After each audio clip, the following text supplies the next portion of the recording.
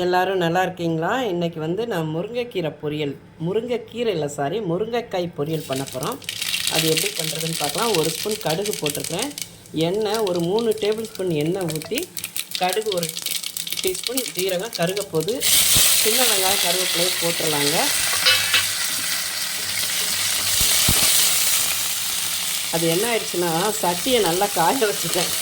Video எடுக்கிறோன்னு சொன்னேன். ஏன்னா ஒரு கையில் ஃபோனை பிடிச்சிக்கிட்டே வேலை செய்ய வேண்டியது இருக்கா, அதனால் அப்படி.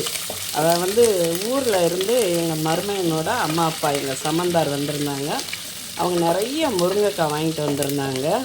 அந்த முருங்கைக்காய்லாம் ஃப்ரிட்ஜில் இருக்க வாடி தான் போகும். ஒரு 3 நாளைக்கு மேலெலாம் ரொம்ப தாங்காது இல்லையா, அதனால் பார்த்தோம்.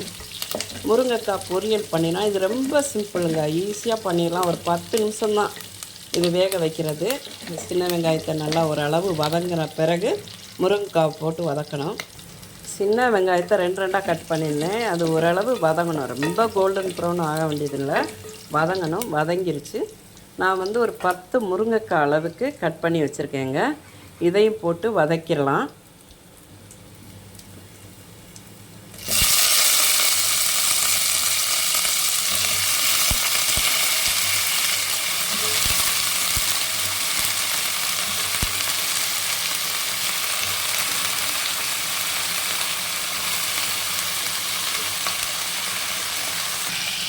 இதை நல்லா வதக்கி விட்டாச்சுங்க.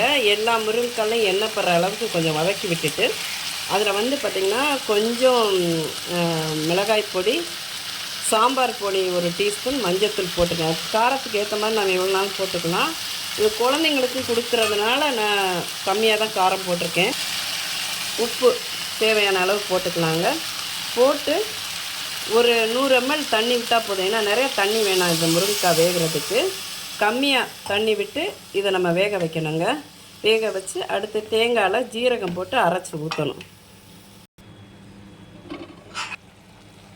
முருங்கைக்காய்க்கு அவ்வளோ தண்ணி இழுக்காது. இங்கே பாருங்கள், இன்னும் வேகணும், தண்ணி வற்றணும். நல்லா கிண்டி விட்டேன். இப்போ தான் ஒரு கையில் ஃபோனை வச்சுக்கிட்டே வீடியோ எடுக்கிறதுனால அப்படியே காட்ட முடியல. இப்போ தான் ஒரு வாட்டி கிண்டி வச்சுருக்கேன்.